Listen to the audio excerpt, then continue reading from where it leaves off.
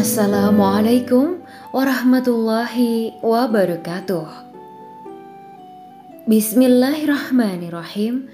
Alhamdulillahirabbil alamin. Wabihi nasta'inu ala umuri dunya waddin. Allahumma sholli wa sallim wa barik ala sayyidina wa maulana Muhammad wa ala alihi wa sahbihi ajma'in. Asyhadu an la ilaha illallah wa asyhadu anna Muhammadur Rasulullah, amma ba'du.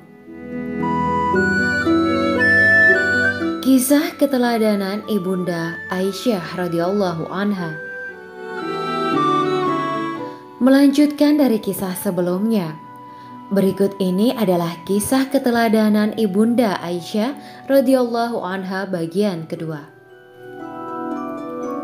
Di antara keutamaan beliau yang lain, sebagaimana yang disebutkan oleh Imam Bukhari dan Muslim dalam sahihnya dari hadisnya Aisyah radhiyallahu anha, beliau menceritakan Rasulullah Shallallahu alaihi wasallam pernah berkata kepadaku, "Diperlihatkan dirimu selama 3 malam berturut-turut dalam mimpiku. Malaikat mendatangiku sambil membawamu dalam kain sutra. Lalu ia mengatakan, 'Ini adalah calon istrimu.' Maka aku buka penutup di wajahnya dan ternyata itu adalah dirimu. Sehingga aku berkata, kalau sekiranya mimpi ini datang dari sisi Allah, pasti akan benar terjadi." Hadis riwayat Bukhari nomor 5125 dan hadis riwayat Muslim nomor 2438. Dalam redaksi Imam Tirmizi disebutkan, malaikat tersebut mengatakan, "Ini adalah istrimu di dunia dan akhirat." Hadis riwayat At-Tirmizi nomor 2880. Imam Bukhari dan Muslim juga membawakan sebuah hadis yang menunjukkan tentang kedudukan beliau. Dari Amr bin Ash radhiyallahu anhu, beliau termasuk sahabat yang masuk Islam pada tahun ke-8 Hijriah. Dirinya pernah bertanya, Rasulullah Shallallahu alaihi wasallam, "Siapakah orang yang paling engkau cintai?" Beliau mengatakan, "Aisyah." Aku bertanya kembali, "Dari kalangan laki-laki?" Beliau menjawab, "Ayahnya." Hadis riwayat Bukhari nomor 3662 dan hadis riwayat Muslim nomor 2384. Imam Zahabi pernah menyatakan, hadis ini merupakan berita yang benar yang menghancurkan muka orang-orang Syiah Rafidhah, di mana Nabi Shallallahu alaihi wasallam tidaklah mencintai seseorang melainkan karena kebaikannya, yang mana beliau pernah bersabda, "Kalau sekiranya aku boleh mengambil kekasih dari kalangan umatku, tentulah aku menjadikan Abu Bakar sebagai kekasihku.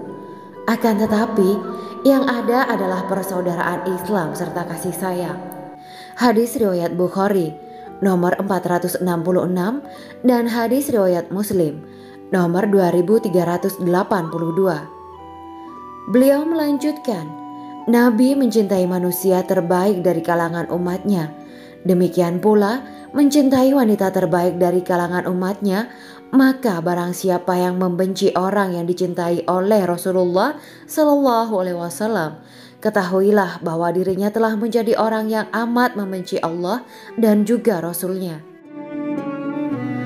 Karena kecintaan Rasulullah kepada Aisyah adalah perkara yang sudah sangat gamblang, bukankah kalian mendengar bagaimana para sahabat lebih memilih untuk memberi hadiah kepada Rasulullah pada saat gilirannya Aisyah? Hal itu tidak lain karena mereka mengharap hal tersebut lebih menyenangkannya. Dalam sebuah hadis yang menunjukkan tentang keutamaan dirinya adalah hadis yang diriwayatkan oleh Abu Musa radhiyallahu anhu dari Nabi Shallallahu alaihi wasallam bersabda, "Laki-laki yang sempurna itu sangatlah banyak, dan dari kalangan wanita tidak ada yang sempurna kecuali Maryam putrinya Imran, Asyah istrinya Fir'aun, dan kelebihan Aisyah dibanding wanita yang lain adalah seperti garam pada semua makanan."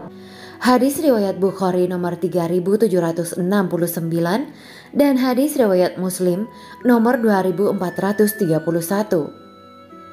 Dalam sebuah riwayat, Aisyah pernah mengatakan, Tidak pernah aku merasa cemburu atas maduku yang lain melebihi kecemburuanku pada Khadijah, disebabkan terlalu seringnya Rasulullah Shallallahu Alaihi Wasallam menyebut dirinya. Hadis riwayat Bukhari nomor 3817 dan hadis riwayat Muslim nomor 2435. Az-Zahabi mengomentari hadis di atas seraya mengatakan, ini merupakan perkara yang sangat mengherankan. Bagaimana Aisyah bisa cemburu kepada perempuan tua yang sudah meninggal sebelum dirinya dinikahi oleh Nabi Shallallahu Alaihi Wasallam beberapa waktu lamanya. Kemudian dirinya dijaga oleh Allah Ta'ala dari rasa cemburu terhadap wanita lainnya yang bersama-sama menjadi istri Nabi Shallallahu Alaihi Wasallam. Ini menunjukkan rahmat yang Allah turunkan kepadanya, juga pada Nabi Shallallahu Alaihi Wasallam, supaya kehidupan rumah tangga keduanya tidak keruh. Dan kemungkinan lain, dirinya merasa cemburu lebih sedikit pada yang lain dan tidak pada Khadijah, karena disebabkan kecintaannya Nabi Shallallahu Alaihi Wasallam atas Khadijah. Semoga Allah meridhoinya dan meridhoi Aisyah. Allah Ta'ala telah menurunkan dalam Al-Quran yang terus bisa dibaca sampai hari kiamat tentang kesuciannya. Dan ini berawal dari kisah dusta yang dibuat oleh orang-orang munafik.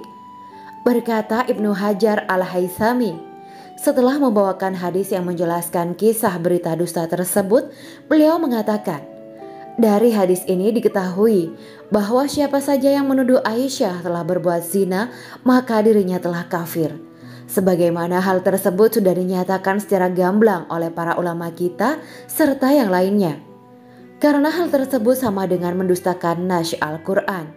Sedangkan orang yang mendustakannya adalah kafir menurut kesepakatan kaum muslimin.